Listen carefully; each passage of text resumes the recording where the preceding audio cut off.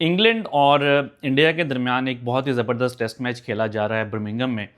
उस हवाले से थोड़ी-सी बात करते हैं। काफ़ी हमें इंटरेस्टिंग रिकॉर्ड्स और स्टैट्स और क्रिकेट भी देखने को मिली।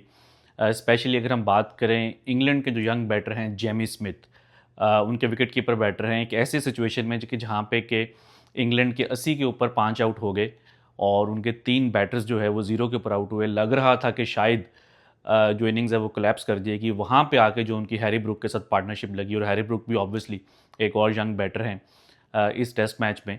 तो वहाँ से जेमी स्मिथ ने जो है वो 80 बॉल्स के ऊपर सेंचुरी की और ये इंग्लैंड की हिस्ट्री की जो कि इंग्लैंड की जो टेस्ट हिस्ट्री है वो तकरीबन उसके 147 ईयर्स बनते हैं। तो ये तकरीबन 150 साल के अंदर जो है वो इंग्लैंड की हिस्ट्री की थर्ड फास्टेस्ट सेंचुरी है, सिर्फ 80 बॉल्स के ऊपर। इसमें जो सबसे ज़्यादा जो अच्छी बात थी वो ये थी कि जो हम एक टर्म सुन रहे हैं पिछले 3-4 सालों से बैस बॉल, तो ये उसी का आप कह लें कि एक वर्जन था, क्योंकि बैस बॉल की हिस्ट्री ही ये है। जब जिस वजह से ये जो टर्म है वो ब्रेंडन मैकलम के साथ एसोसिएट की गई थी। जब वो एज ए प्लेयर खेल रहे थे न्यूजीलैंड की टीम में, 2015 का टूर था न्यूजीलैंड टूर ऑफ इंग्लैंड, और वहाँ पे एक टेस्ट मैच था जो कि इवन दो कि न्यूजीलैंड हार गया था, लेकिन उसमें एक वो लंबा टारगेट चेस कर रहे थे और उनके जो है वो 2-3 जल्दी आउट हो गए थे और उन्होंने ब्रिटिश मीडिया को ये बोला था कि we will have a second attack, यानी कि हम दोबारा जो है एक बार अटैक करने जाएंगे इस इनिंग्स में और हम इस टारगेट को जो है वो चेस कर लेंगे। इवन दो दे फेल्ड, लेकिन वहाँ से पता चलता है कि ब्रेंडन मैकलम की जो थिंकिंग है, उनकी जो अप्रोच है वो क्या है। तो वही मैकलम जब कोच बने इंग्लैंड की टीम के, तो ब्रिटिश के इंग्लैंड के एक जर्नलिस्ट हैं एंड्रू मिलर, उन्होंने जो है वो उनके लिए सबसे पहले ये वाला वर्ड यूज़ किया था बैस बॉल, क्योंकि बैस जो है वो उनका निक नेम है। तो उन्होंने इस मैच का रेफरेंस दिया था जो कि 2015 में ब्रेंडन मैकलम ने कहा था कि हम दोबारा जो है एक बार अटैक करने जाएंगे। तो हमने इसी मैच में देखा, जो अभी इंग्लैंड और इंडिया का टेस्ट मैच हो रहा है, कि जहां पहले उनके 3 आउट हुए, देन उनकी 2 विकेट्स और गिरी आज थर्ड डे के ऊपर। तो वहाँ से आप बहुत सी जो टीम्स हैं वो डिफेंसिव साइड पे जा सकती थी कि अब हमारे 80 के ऊपर 5 आउट हो गए हैं तो अब हम कंसोलिडेट करते हैं, लेकिन they kept on attacking. So that was the second attack और उसमें अभी भी पॉसिबल है कि इंग्लैंड जो है वो ये मैच ना जीत पाए या ड्रॉ हो जाए, क्योंकि इंडिया अभी भी जो है वो स्ट्रांग पोजीशन में है। डे 4 के ऊपर डे 4 जब स्टार्ट होगा तो जो लीड है वो ऑब्वियसली इंडिया के साथ ही होगी। तो अभी भी जो है वो इंग्लैंड को एक बहुत ज़्यादा एफर्ट करनी है, बट एटलीस्ट जो हम बात करते हैं कि अटैकिंग क्रिकेट की, क्योंकि आजकल की जो मॉडर्न डे क्रिकेट है उसमें टेस्ट मैचेस में भी टीम्स ये सोचती हैं कि जितने रन्स आप डिफेंसिव साइड के ऊपर जाके करते हैं उतने ही रन्स आप अटैकिंग क्रिकेट खेल के भी कर सकते हैं। फॉर एग्जांपल जैसे अगर आपके 80 के ऊपर 5 आउट हो गए हैं तो कई टीम्स ये सोचेंगी कि अब हमने डिफेंसिव होकर जो है वो 150-200 रन ऐड करने हैं या एटलीस्ट 300 तक आप जाएं।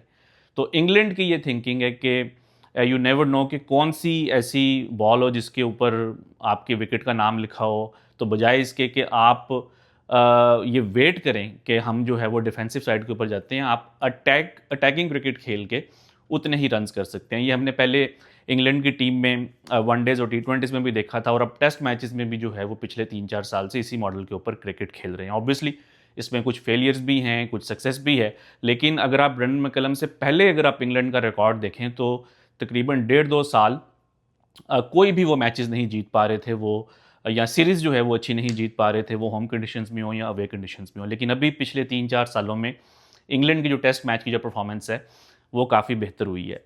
तो आई थिंक कि जिस तरह से जो पहला टेस्ट मैच था उसमें भी इंग्लैंड ने 370 प्लस चेज़ किया, तो अब इंडिया को भी जो है वो डे 4 के ऊपर उनके ज़हन में ये होगा कि हम आज से 3 साल पहले भी जब जब हम बर्मिंघम में खेले थे तो इंग्लैंड ने तकरीबन 380 का टारगेट चेज़ कर लिया था और अभी रिसेंटली लीड्स में भी उन्होंने तकरीबन इतने टारगेट चेज़ किए है।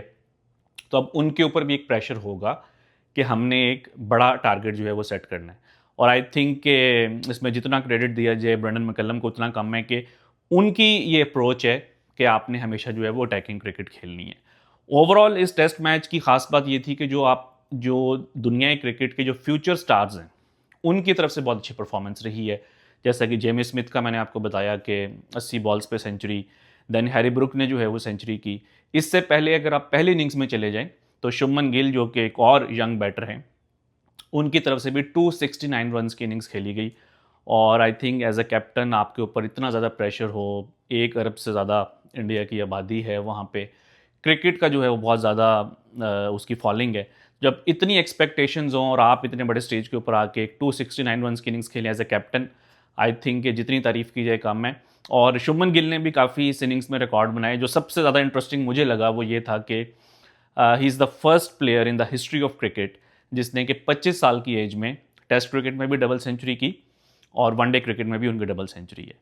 तो नॉर्मली ये इतनी जो मैच्योरिटी होती है वो आपको कोई 27-28 या 30s के बाद जो है वो प्लेयर्स में नज़र आती है, जो कि आजकल हमें प्लेयर्स में बहुत अर्ली स्टेज के ऊपर दिखाई दे रही है। ऑब्वियसली T20 लीग्स और जो बाकी जो क्रिकेट है उनकी तरफ उसकी वजह से प्लेयर्स का जो एक्सपोजर है वो बहुत ज़्यादा है।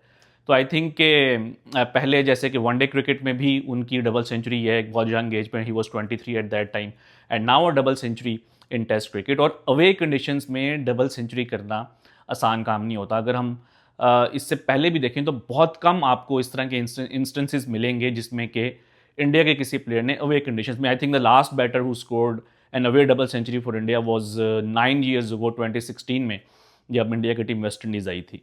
तो आई थिंक कि जिस तरह पहला टेस्ट मैच एक बहुत एक्साइटिंग हुआ था इंडिया और इंग्लैंड के दरमियान, उसी तरीके से ये मैच भी अब उसी तरफ जो है वो जाता दिखाई दे रहा है।